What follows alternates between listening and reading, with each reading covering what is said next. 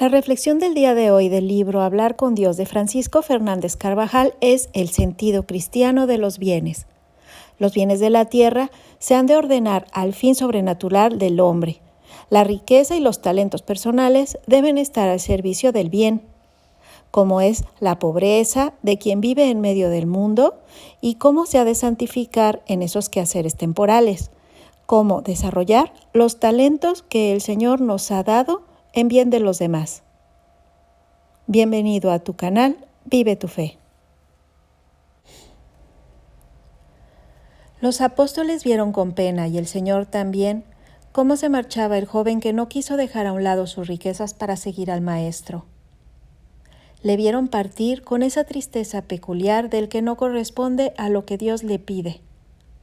Todos quizás pensaron que podía haber sido uno del grupo de los más íntimos, aquellos que escucharon confidencias entrañables de Jesús y que recibieron más tarde el mandato de evangelizar el mundo y de ir con la doctrina de Cristo hasta los confines de la tierra. En este clima, mientras reemprenden la marcha, el Señor les dijo: difícilmente entrará un rico en el reino de los cielos. Y añadió: es más, os digo que es más fácil que un camello pase por el ojo de una aguja a que un rico entre en el reino de Dios. Nos dice el Evangelio que los discípulos se quedaron muy asombrados. Quien pone su corazón en los bienes de la tierra se incapacita para encontrarse con el Señor, porque el hombre puede tener como fin a Dios y no puede tener como fin al mundo. Porque a Dios le podemos tener a través de las cosas materiales, pero como simples medios, o poner las riquezas como meta en la vida solamente para alcanzar la gloria de Dios. En muchas manifestaciones, el deseo de lujo, de comodidad y de poseer más no viene de un deseo verdadero de querer estar con Dios. El corazón se orienta según uno de los dos fines. Quien lo tiene repleto de bienes materiales no puede amar a Dios. No se puede servir a Dios y a las riquezas. Así nos enseñó el Señor en otra ocasión. El que pone su deseo en las cosas de la tierra, como si fueran un bien absoluto, comete una especie de idolatría, rompiendo su alma, corrompiéndola, como se corrompe con la impureza, y con frecuencia acaba uniéndose a los príncipes de este mundo que se levantan contra Dios y contra Cristo. El amor desordenado a los bienes materiales, ya sean pocos o muchos, es gravísimo obstáculo para el seguimiento de Cristo, como se manifiesta en el pasaje del joven rico que considerábamos en nuestra meditación, y en la que a duras penas, con las enérgicas palabras que el Señor condena el mal uso de las riquezas, podemos comprender. Por eso, el cristiano ha de examinar con frecuencia si ama la sobriedad, la templanza o si está realmente desprendido de las cosas de la tierra. No se trata de riqueza o pobreza, sino de apegamiento.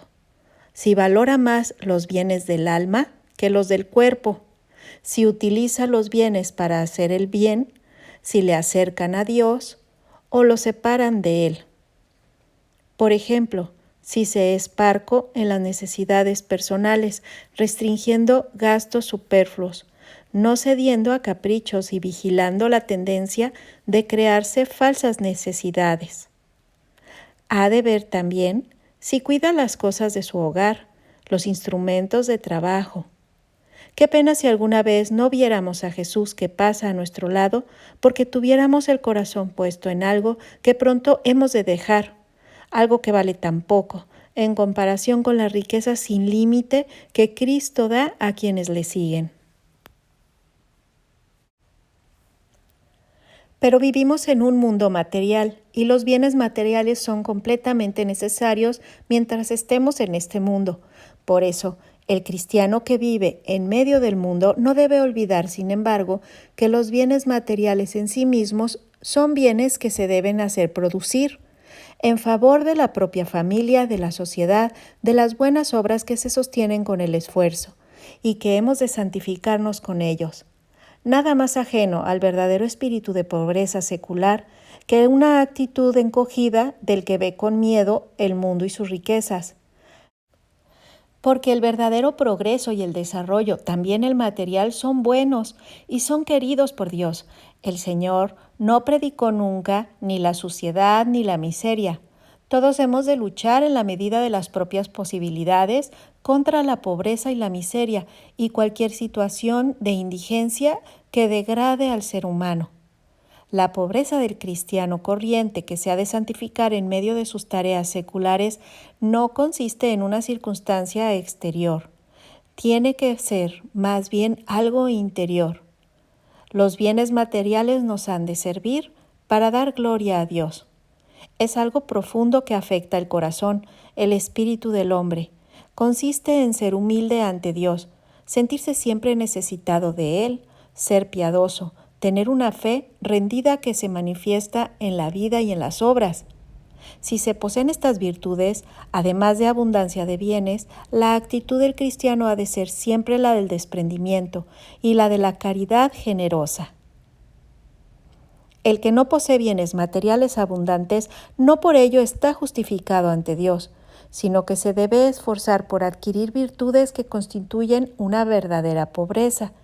También en la escasez se puede manifestar la generosidad, el señorío, también el ofrecimiento a Dios, y se debe estar desprendido de lo poquísimo que se dispone, sin añorar con envidia y con orgullo lo que no se tiene. Recordemos, por ejemplo, algunas de las personas acomodadas que estaban junto a Jesús, algunos de sus apóstoles como Mateo, como los hijos de Zebedeo, tenían ciertos medios económicos. También José de Arimatea era un hombre rico y es mencionado expresamente así como discípulo suyo. Él y Nicodemo tienen el privilegio de recibir el cuerpo muerto de Jesús, para cuya sepultura trajo a este último una gran cantidad de aromas, unas 100 libras, más de 30 kilos. La familia de Betania, con la que tenía una especial amistad, era probablemente y de cierto relieve social, pues son muchos los judíos que acuden a esa casa a la muerte de Lázaro. Llama a Zaqueo para hospedarse en su casa y le admite entre sus seguidores. Así que ahora sabemos que los bienes de la tierra no son malos.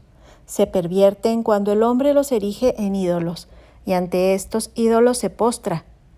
Y se ennoblecen cuando los convertimos en instrumentos para el bien, en una tarea cristiana de justicia y de caridad. No podemos ir detrás de los bienes económicos como quien va en busca de un tesoro. Nuestro tesoro es Cristo, y en Él se han de centrar todos nuestros amores. Él es el verdadero valor que define toda nuestra vida, por encima del cual no hay nada. A Él debemos imitar, según las circunstancias personales de cada uno, y nunca debemos dar por supuesto el desprendimiento de los bienes y su recto uso, porque la tendencia de todo hombre y de toda mujer es fabricarse sus propios ídolos. Tendemos a crearnos necesidades innecesarias, gastamos más de lo debido. Poseer los bienes para los propios caprichos sin tener en cuenta que el hombre al usarlos no debe tener las cosas que legítimamente posee como exclusivas suyas, sino más bien como algo común que se puede compartir y aprovecharlo para hacer el bien a los demás. Examinemos hoy nuestra rectitud, cómo usamos nuestros bienes, cómo tenemos el corazón, cómo lo tenemos puesto en el Señor o en las cosas materiales. Si realmente logramos estar desprendidos, teniendo en cuenta que un signo claro del desprendimiento es no considerar de verdad cosa alguna como propia.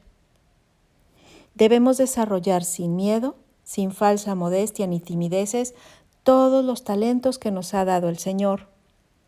Eso también es tener el corazón desprendido, poner nuestras energías para que la sociedad progrese, lograr que sea cada vez más humana, que se den las condiciones necesarias para que todos lleven una vida digna, como corresponde a los hijos de Dios. Tenemos que aprender a dar de lo nuestro, a fomentar, a ayudar según nuestras circunstancias. hacer instituciones, fundaciones que eleven y rediman al hombre de su incultura y de sus condiciones menos humanas. Debemos procurar, en lo que esté dentro de nosotros a nuestro alcance, que no existan más esas desigualdades y diferencias sociales que claman al cielo. Por un lado, personas que luchan cada día por sobrevivir y por otro, despilfarros que ofenden realmente al Creador. Encontramos muchas dificultades internas en nuestro corazón, donde subsisten las raíces del egoísmo, la posesión desordenada, y también externas, las de un ambiente lanzado sin freno hacia los bienes del consumo. Este ambiente externo que lleva consigo frecuentemente una fuerte carga de sensualidad. Es el marco más adecuado para que proliferen todas las desviaciones morales de todo signo. El erotismo, la exaltación del placer estimado y cultivado por sí mismo, la degradación por el abuso del alcohol, las drogas. Es evidente que tales excesos aparecen como consecuencia de esa insatisfacción profunda que padece el hombre cuando se aparta de Dios. El resultado está a la vista: hombres y mujeres, incontables ya, faltos de ideales, sin criterio, ni sentido claro de las cosas ni de la vida. Se levantan en contra de Dios y contra Cristo. El fin del cristiano no puede ser enriquecerse ni acumular bienes, ni poseer lo más posible. Esto le llevaría a un mayor empobrecimiento de su persona. Por eso la templanza en la posesión y en el uso de bienes da al cristiano una madurez humana y sobrenatural que le permitirá seguir a Cristo de cerca, llevar a cabo un gran apostolado en el mundo. La Virgen, que supo vivir como nadie esta virtud de la pobreza, nos ayudará hoy a formular un buen propósito, quizá pequeño, pero bien concreto. Que Dios te bendiga.